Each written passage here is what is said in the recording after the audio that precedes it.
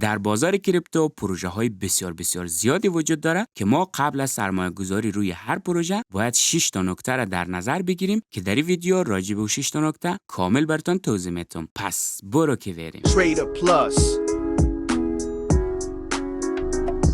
به کانال تریدر پلاس خیلی خوش آمدین عزیزان. خب عزیزان، همونطوری که گفتیم در این ویدیو میخوایم که راجع به چک لیست های دوره کریپتو تریدینگ صحبت بکنیم که در دوره کریپتو تریدینگ ما یک سری چیزهایی را یاد گرفتیم و حالا میخوایم بفهمیم که ما چطوری از این چیزهایی که یاد گرفتیم استفاده میکنیم. خب این چک لیستی هست که ما برای انتخاب کردن یک ارز دیجیتال، برای شناسایی روندهای بازار که مثلا ما الان در بازار چی روندی را داریم، در چی سایکلی هستیم که میتونیم به راحتی اینا رو شناسایی بکنیم و بریم بهترین ارزها رو انتخاب بکنیم که ما یک ارزایی را نخریم که پولمون مثلا خواب بمانه، خواب سرمایه داشته باشیم، یا اینکه ارزهای مثلا آشغالی را نخریم. برای که ما بتونیم از این اتفاقات جلوگیری بکنیم باید یک سری چک لیست داشته باشیم که قبل از خرید هر پروژه بریم همین چک لیست بررسی بکنیم که یک جایی را اشتباه نکنیم. خب اولین چیزی که ما همیشه باید در نظر بگیریم یه هسته که روند کلی بازار را باید ما در نظر بگیریم.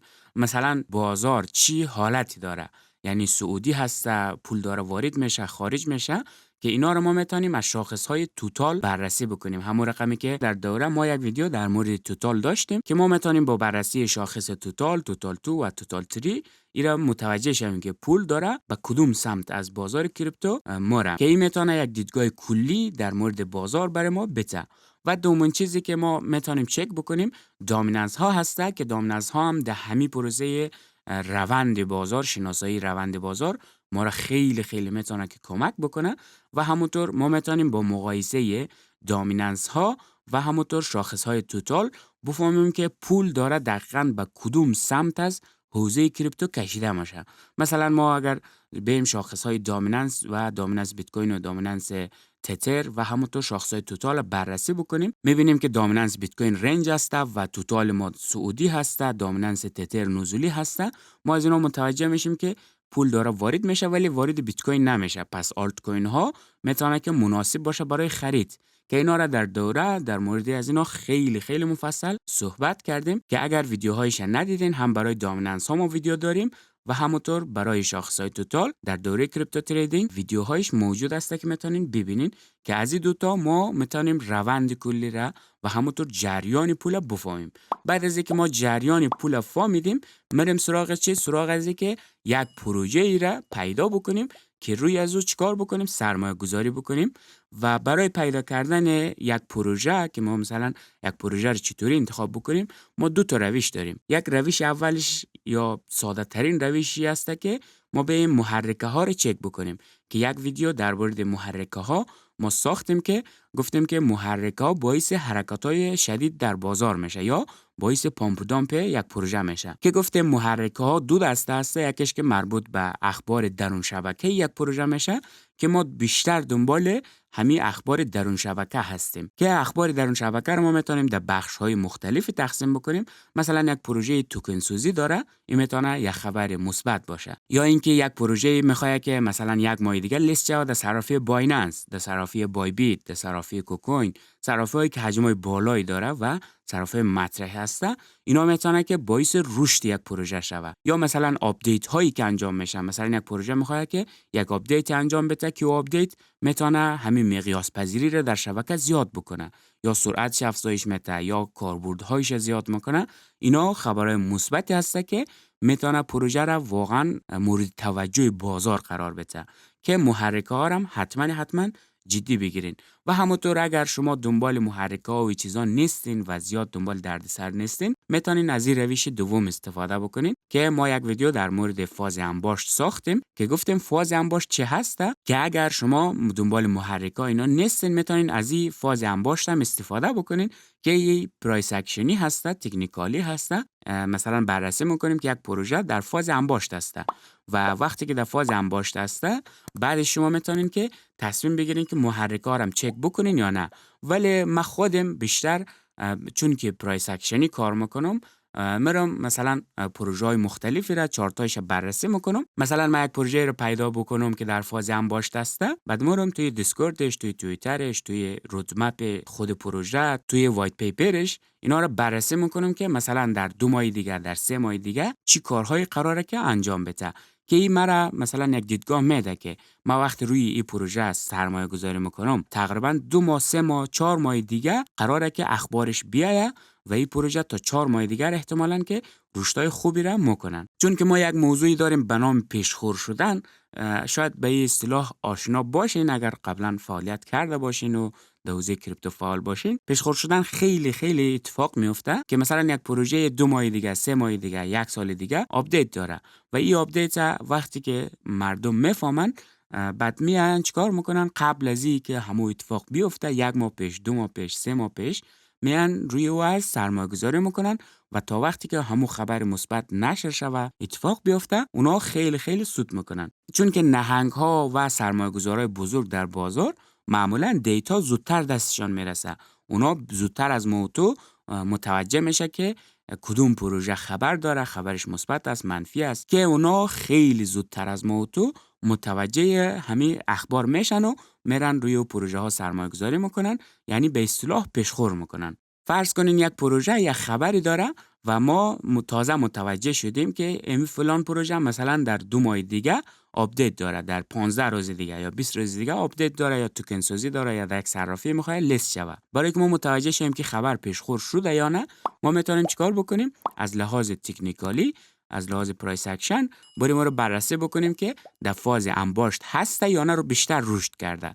اگر بیشتر رشد کرده باشه، مثلا از فاز انباشت خارج شده، خیلی دور شده، پس ما خودم به شخصه پروژه هایی که اگه همچین اتفاق برش افتاده باشه را اصلا دیگه نمیرم سراغش. صبر میکنم تا او خبر، مثلا تا نزدیکی های او خبر هم زیر نظر میگیرم، در واچ لیستم هسته، ولی سرمایه گذاری نمیکنم رویش تا اینکه از لحاظ پرایس اکشنی توی نقاط امن بیایه. در همون نقاط انباشت سعی میکنم که پروژه ها را رویش سرمایه گذاری بکنم که همون قضیه پیشخور شده را ما میتونیم از جلوگیری بکنیم که در دام یا در تله همون نهنگا نیفتیم. ما اگر از لحاظ پرایس اکشنی بررسی نکنیم، معمولا همون نهنگ ها به سر ما خالی میکنن و اونا خالی میکنن، صدایشان گرفتن مرن و ما میمانیم و یک عالمه توکنی که هیچ به درد ما نمیخوره. و برای که ما از همین قضیه جلوگیری بکنیم، بهترین حالتی هست که ما بیایم همین پرایس اکشن با محرکه ها چیکار کنیم؟ میکس بکنیم که ما در همون ویدیو فاز انباشت صحبت کردم که چطوری ما بهترین نقاط برای خرید پیدا میکنیم. خب از این مرحله هم که ما عبور بکنیم، مرحله بعدی برای که ما بتونیم تاییدیه ها یا تحلیل خود قوی تر بکنیم، ما میایم چیکار میکنیم؟ از پیرها استفاده میکنیم. مثال ما یک پروژه رو پیدا کردیم در فاز انباشت هسته و همونطور محرکه هم داره که مثلا یک آپدیت قراره که 2 ماه دیگه انجام بده. پس ما میایم چیکار میکنیم؟ همو پروژه را در پیر بیت کوین و اتریوم هم چک میکنیم، برای اینکه این یک تاییدیه هسته، یک تاییدیه بیشتری برای ما هست. مثال اگر همو پروژه چارتش در پیر بیت کوین بیاد روی یک حمایتی باشه، روی یک نقطه مهمی باشه، این خیلی خیلی خیلی میتونه که تحلیل ما را قوی تر بکنه، تحلیل ما را امن‌تر بکنه که ما در یک جای خیلی سیف و جای خوبی وارد او پروژه شویم.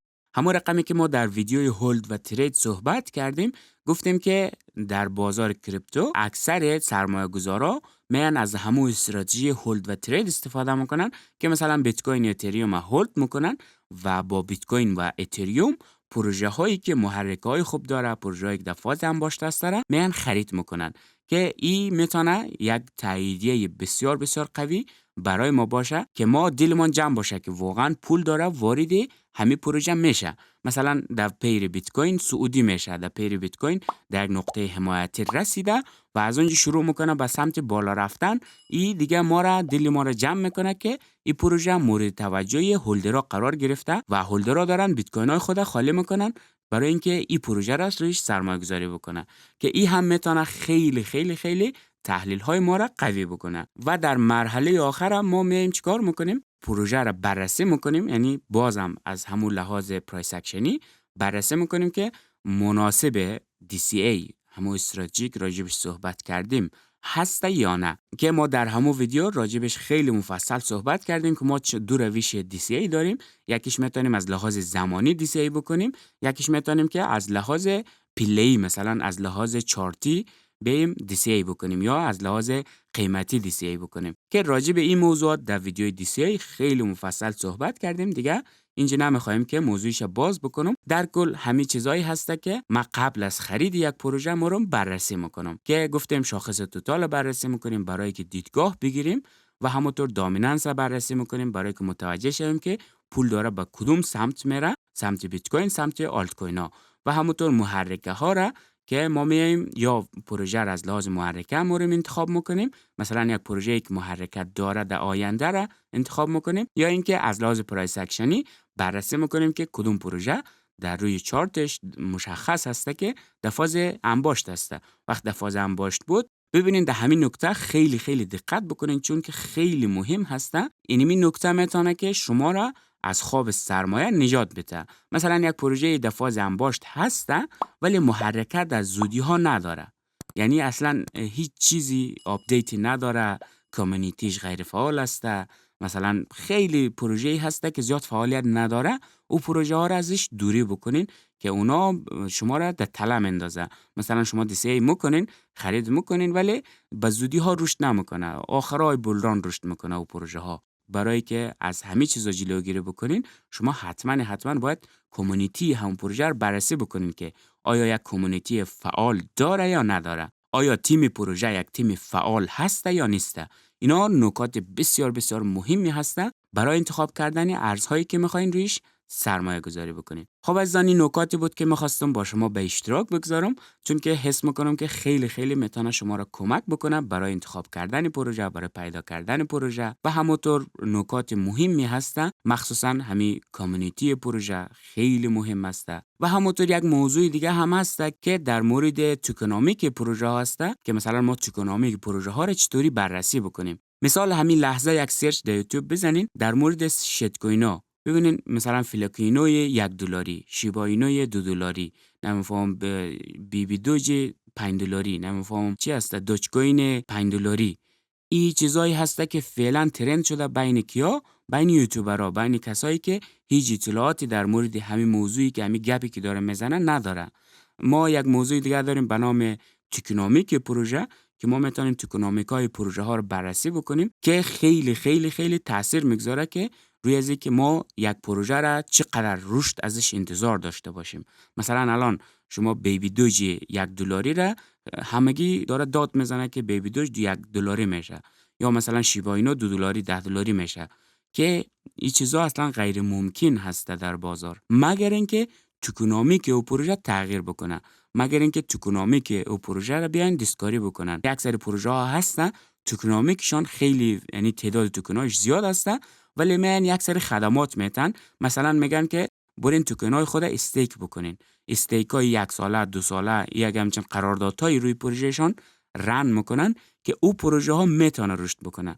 ولی پروژه هایی که اصلا توکنومیک درست ندارن و مثال در حوزه دیفای هیچ کاربردی ندارن، او پروژه ها نمیتونه که رشدای آنچنانی بکنه. خب عزیزان، اگر میخواین که راجع به رشد همین شیت کوینا و همونطور توکنومیک پروژه ها براتون یک ویدیو بسازم، حتما در قسمت کامنت ها نظرات خود برای ما بگین که دوست دارین راجع به موضوع بدانیم که ما همون ویدیو رو براتون بسازیم. اگر شما دوره کریپتو تریدینگ ندیدین و راجع به این موضوعاتی که ما اینجا توضیح دادیم اطلاعات ندارین، لینک دوره کریپتو تریدینگ در همین بالای تصویر میبینین، روش کلیک بکنین، تقریبا 10 تا ویدیو هست، ببینین که راجع به موضوعات کامل ما اونجا در مورد 10 تا ویدیو صحبت کردیم و براتون توضیح دادیم. خب عزیزان، امیدوار هستم که این ویدیو براتون کاربردی و مفید باشه. برای حمایت از ما کانال ما رو به دوستانتون معرفی بکنید و همونطور اگر ویدیو رو دوست داشتین ویدیو رو حتما لایک بزنید. با تشکر که تا این لحظه همراه ما بودین. تا ویدیوی دیگر، خدا نگهدارتون.